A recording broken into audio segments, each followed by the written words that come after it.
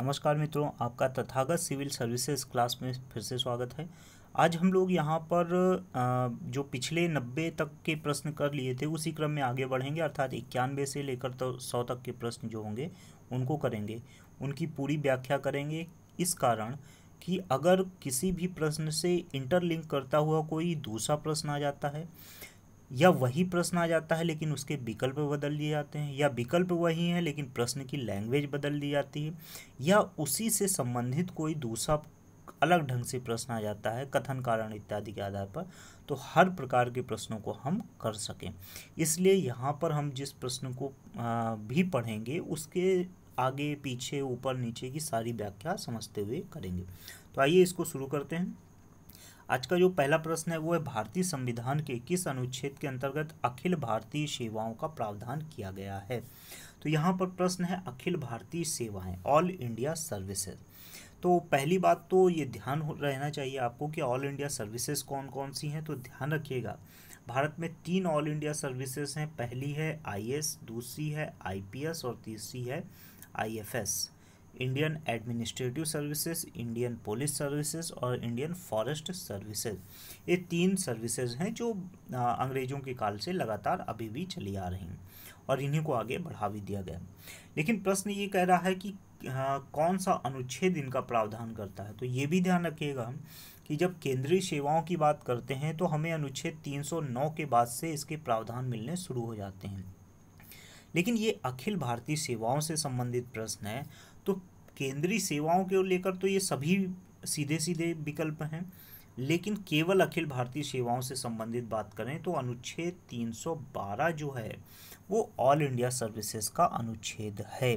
और ये ध्यान रखिएगा क्योंकि इस अनुच्छेद में राज्यसभा को यह शक्ति दी गई है कि वह अपने उपस्थित तथा मत देने वाले 2/3 सदस्यों के बहुमत से किसी भी नई अखिल भारतीय सेवा का सृजन कर सकते हैं, पुरानी सेवा को उत्सर्जित या समाप्त कर सकते हैं, या किसी भी जो पहले से चली आ रही सेवा है उसको अखिल भारतीय सेवा घोषित कर सकते हैं। तो हर तरह के अधिकार राज्यसभा के 2/3 बहुमत को यहाँ पर प्रदान किया गया है और वो है अनुच्छेद 312। दूसरा प्रश्न है, निम्नलिखित में कौन सी जोड़ी संस्था और संविधान के अनुच्छेद सुमेलित हैं। भारत का सर्वोच्च न्यायालय अनुच्छेद 318, भारत का निर्वाचन आयोग अनुच्छेद 324, संघीय लोक सेवा आयोग अनुच्छेद 332, महाधिवक्ता अनुच्छेद 351। देखिए ये 4 अनुच्छेद हैं। सबसे पहली बात तो भारत का सर्वोच्च न्यायालय जो है वो आर्टिकल 124 में है, अनुच्छेद 124 में है। इसका सीधा सा मतलब है अनुच्छेद 318 गलत है। हालांकि आपने ये डॉट देखा होगा तो लगा होगा कि ये यही सही है, लेकिन यह गलत है, ये गलत डॉट लगा हुआ है यहाँ पर।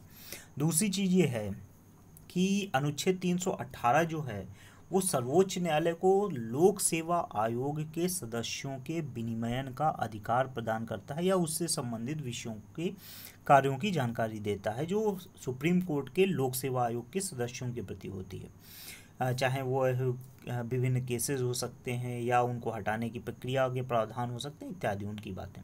तो सीधा सा मतलब है ये अनुच्छेद पूरी तरह से गलत है। दूसरा है भारत का निर्वाचन आयोग अनुच्छेद 324, बिल्कुल सही है। इसका मतलब इस प्रश्न का उत्तर भी यही होना चाहिए। संघीय लोक सेवा आयोग 332 बिल्कुल गलत है क्योंकि संघ लोक सेवा आयोग अनुच्छेद 315 में दिया गया है। और महाधिवक्ता जो है वो राज्यों में होता है, तो सीधा सा मतलब है अनुच्छेद 165 का विषय है। तो ये 3 जो हैं ये 3 गलत हैं और इसका आंसर जो होगा वो बी होगा, भारत का निर्वाचन आयोग अनुच्छेद 324। तो ये ध्यान रखिएगा। अगला प्रश्न है, निम्नलिखित में से कौन एक सही सुमेलित नहीं है। अनुच्छेद 39A समान न्याय और निशुल्क विधिक सहायता, अनुच्छेद 40 ग्राम पंचायतों का संगठन, अनुच्छेद 44 समान नागरिक संहिता, अनुच्छेद 48 न्यायपालिका का कार्यपालिका से पृथक्करण। तो अनुच्छेद 39A समान न्याय एवं निशुल्क विधिक सहायता उपलब्ध कराने के लिए राज्य को निर्देशित करता है, बिल्कुल सही है।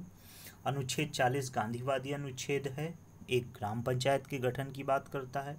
हमारे समाज के सबसे निचले स्तर पर बैठे हुए जो व्यक्ति हैं, जो नागरिक हैं, उनको भी राजनैतिक प्रक्रिया में और नीति निर्माण प्रक्रिया में भागीदारी का सुझाव देता है। अनुच्छेद 44 समान कानूनों समान नागरिक संहिता की बात करता है, बिल्कुल सही है। अनुच्छेद 48 न्यायपालिका का कार्यपालिका से पृथक्करण, बिल्कुल गलत है, क्योंकि न्यायपालिका से कार्यपालिका का जो पृथक्करण है वो अनुच्छेद 50 में दिया गया है। और अनुच्छेद 48 जो है वो कृषि और पशुपालन से संबंधित है, तो इसका आंसर क्या होगा? डी होगा, ये ध्यान रखिएगा। अगला है सूची है, मैच करना है। संविधान के अनुच्छेद दिए गए हैं, इधर उनके विषय दिए गए हैं। पहला है अनुच्छेद 124, बी अनुच्छेद 5, सी अनुच्छेद 352, डी अनुच्छेद 245। विषय है संघीय न्यायालय, नागरिकता, आकस्मिक प्रावधान और विधायी शक्तियों का वितरण। तो ये सारे के सारे हैं। अनुच्छेद 124, ये आपको मालूम होना चाहिए कि यह हमारी सुप्रीम कोर्ट की बात कर रहा है, तो यह 1 से 7 मैच करता है, संघीय न्यायालय। अनुच्छेद 5 से लेकर 11 तक नागरिकता के संबंधित उपबंध हैं, तो सीधा सा मतलब है इसकी मैचिंग होगी 2 से। अनुच्छेद 352 जो है वो हमारे भारत के राष्ट्रपति को राष्ट्रीय आपातकाल लगाने की शक्ति प्रदान करते हैं 3 विषयों के आधार पर, चाहे वो बाहरी आक्रमण हो, चाहे युद्ध की स्थितियां हों और चाहे वह सशस्त्र विद्रोह की स्थितियां हों। तो यह आकस्मिक प्रावधान की बात करता है, तो सीधा सा है ये 3 से मैच होगा। और अनुच्छेद 245 ये विधायी शक्तियों का वितरण करता है, तो 1 2 3 4 सीधे सीधे है, इसका उत्तर ए होना चाहिए। अगला है 95 विधानतः नए राज्य को शामिल करना, समता का अधिकार, गिरफ्तारी और निरोध से संरक्षण, राष्ट्र, और डी है राष्ट्रपति का विधेयक को अनुमति देने का अधिकार। ये अनुच्छेद हैं अनुच्छेद 14, अनुच्छेद 2, अनुच्छेद 111 और अनुच्छेद 22। विधानतः नए राज्य का को शामिल करना, नए राज्य को शामिल करना से संबंधित जो अधिकार दिए गए हैं वो अनुच्छेद 2 में दिए गए हैं, और वो भी संसद को अधिकार दिया गया है कि संसद किसी भी नए राज्य का गठन कर सकती है, पुराने राज्य का विभाजन कर सकती है, किसी क्षेत्र को भारत में सम्मिलित कर सकती है या उसका अधिग्रहण कर सकती है, किसी भारतीय क्षेत्र को किसी अन्य देश को प्रदान कर सकती है समझौते के आधार पर, नए केंद्र शासित प्रदेशों का निर्माण कर सकती है, नए राज्यों का गठन कर सकती है। सब कुछ ये संसद के एकमात्र अधिकार के अंतर्गत है, वो है अनुच्छेद 2। बी है समता का अधिकार, समता अथवा समानता का अधिकार मूल अधिकार है जो अनुच्छेद 14 में दिया गया है। गिरफ्तारी और संरक्षण से निरोध से संरक्षण ये अनुच्छेद 22 में दिया गया है, ये सीधा सीधा है, मौलिक अधिकार है। और राष्ट्रपति का विधेयक को अनुमति देना वो है अनुच्छेद 111। तो इसका होगा आपका 2 1 4 3 और इसका आंसर होगा बी।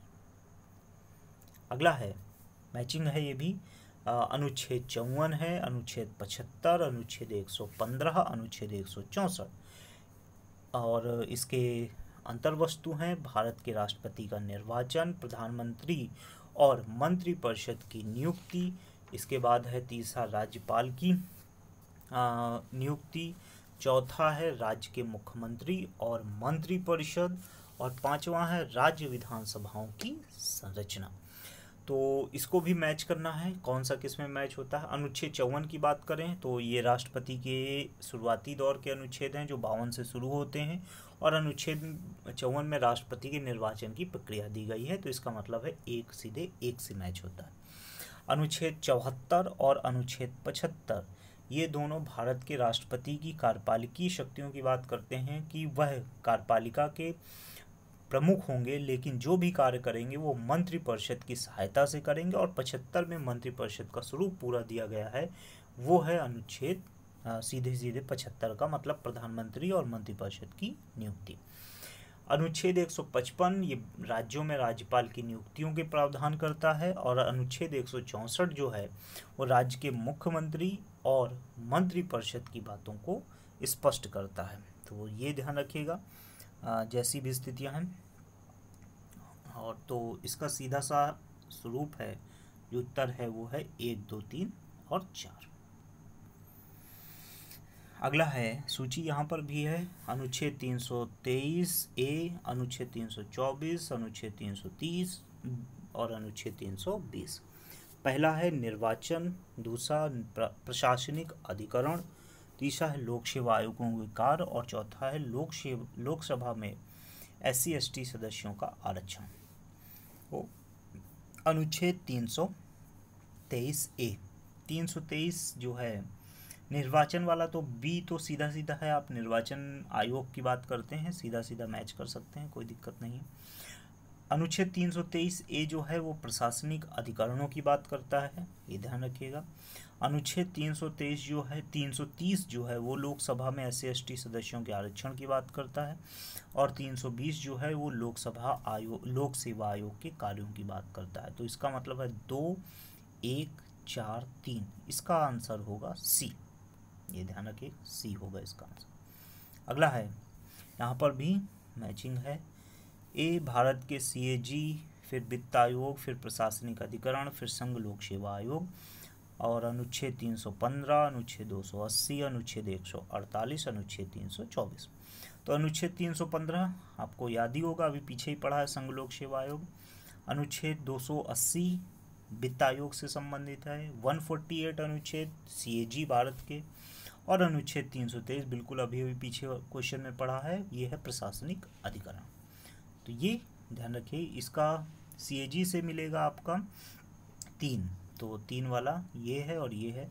वित्त आयोग से मिला 2, तो 2 ये है, तो इसका मतलब है कि ए सीधा सीधा मिल रहा है। प्रशासनिक अधिकरण 4 मिलेगा और संघ लोक सेवा आयोग आपका मिलेगा जाकर 1 में। अगला है निम्नलिखित में किसका सुमेल सही है। अनुच्छेद 17 न्याय के समक्ष समानता, अनुच्छेद 78 संसद का गठन, अनुच्छेद 192 संसद सदस्यों का वेतन भत्ता और अनुच्छेद 352 आपातकाल की स्थिति या आपातकाल की स्थिति की घोषणा। तो ये सीधा सा मतलब है अनुच्छेद 352 ही है, क्योंकि यही एक अनुच्छेद है जिसके अंतर्गत भारत के जो राष्ट्रपति हैं वो भारत में आपातकाल की घोषणा कर सकते हैं। युद्ध, बाहरी आक्रमण और सशस्त्र विद्रोह की स्थिति में भारत के राष्ट्रपति मंत्रिमंडल की कैबिनेट की लिखित संस्तुति पर भारत में राष्ट्रीय आपातकाल की घोषणा कर सकते हैं। तो ये ध्यान रखिएगा, राष्ट्रीय आपातकाल की स्थिति है। न्याय के समक्ष समानता की जब बात करते हैं तो ये अनुच्छेद 14 होता है। संसद का जो गठन किया गया है वो 79 में किया गया है, क्योंकि 78 जो है वो भारत के राष्ट्रपति को प्रधानमंत्री से देश में होने वाली गतिविधियों की जानकारी करने का अधिकार देता है और 192 संसद सदस्यों के वेतन से नहीं, राज्य सदस्यों से संबंधित है, राज्य की जो सरकार है उससे संबंधित है, राज्य शासन जिसे कहें। तो सीधा सा उत्तर है 352। अगला है, ये भी मैचिंग का प्रश्न है। अनुच्छेद इसमें दिए गए हैं 215 नंबर अनुच्छेद, इसके साथ ही 222, 226 और 227 नंबर अनुच्छेद, ये आपके 4 अनुच्छेद हैं और इसके साथ ही मैच कर रहा है।